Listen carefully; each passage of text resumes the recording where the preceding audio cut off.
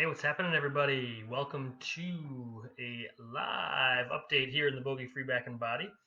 Uh, Something interesting going on with the hair today. So, hey, hope everybody's doing well. I wanted to hop on and give an announcement for our mini series that's coming up next week, Monday. We're going to kick off next week, Monday.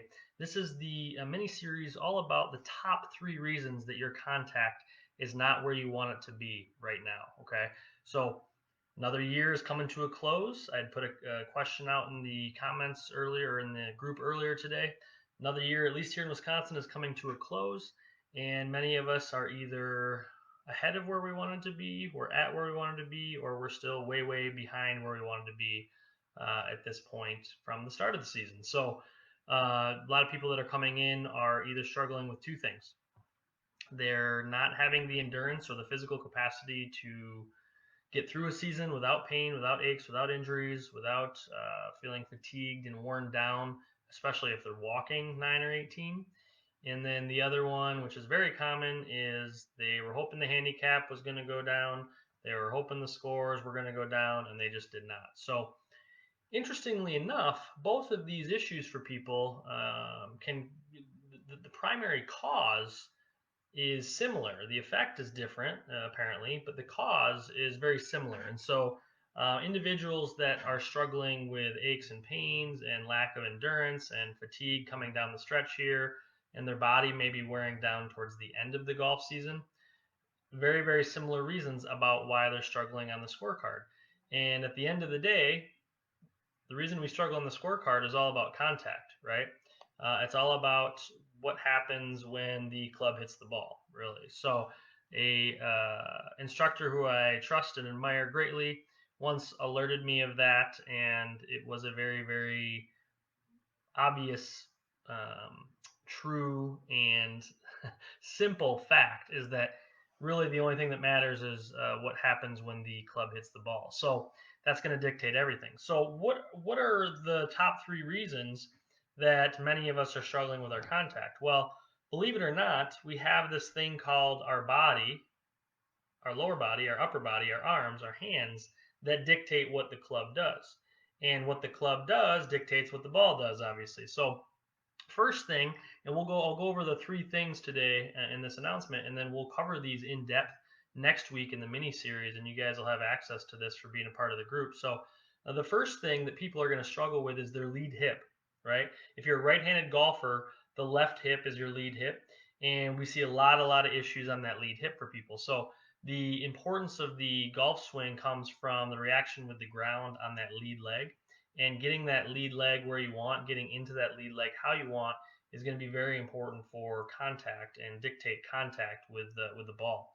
So a lot of people, their lead hip is weak, or it does not rotate well. Okay, so that's kind of the first limitation for contact. And usually, if it's in your lead hip, it's in your trail hip as well. But specific for the golf swing, the lead hip becomes really important. So that's number one, and we're going to cover that next week. And in terms of how do we address lead hip issues, strength, stability, and mobility of that hip, so that you can get into your lead side and really get the transfer how you need, so that the club can be in a good position for contact. Number two, all right, and this is where these are a little bit lesser known facts. Number two, your pelvis does not tilt, and so you stand up in your in your golf stance. Okay, so in our pelvis, as we are taking the club back and coming back down to impact, there is a relative amount of pelvic tilt that should happen. Many of us, especially us male amateurs, we really, really struggle with pelvic tilt. Pelvic tilt becomes important because that's how we transfer the energy from our lower body to our upper body without coming out of our golf posture. Okay, so when our pelvis does not tilt, right, that's the cause. The effect for a lot of us is that we stand up and we come out of our golf posture. If you come out of your golf posture, it's very hard to have consistent contact every single swing, especially across the range, or across the spectrum of a round, if your body's fatiguing and you're having aches and pains along with that. So that's number two. Pelvis does not tilt, and so we come out of our golf posture, we stand up, we lose some of those angles that would help us maintain help us maintain consistency with contact, swing after swing. Number three also has to do with the pelvis. very important for the golf swing is the pelvis, right? We're going to never really be able to talk about much in the golf swing other than the pelvis if the pelvis is not working well. Your pelvis does not rotate, and therefore you have excess lower body movement. Okay, and so this can work either way. But if the pelvis does not rotate appropriately, your body, your lower body especially, will move sideways instead of having the lower body rotate. And that lower body movement side to side also creates a big challenge in terms of contact and consistent contact with the ball. Okay, so point number 2, pelvis does not tilt. Point number 3, pelvis does not rotate. And when the pelvis does not rotate, we're more likely to move side to side with the lower body, and that can create very, very big challenges with contact. Not just face angle, right? But how much of the ground are you taking up, or how thin are you going to be with the ball?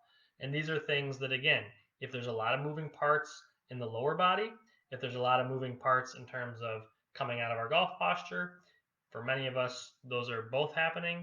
It's very, very hard to have consistent contact every single swing. Okay. You have to be very, very good with your hands and your timing and your hand eye coordination in order to get away with consistency if these other things are happening.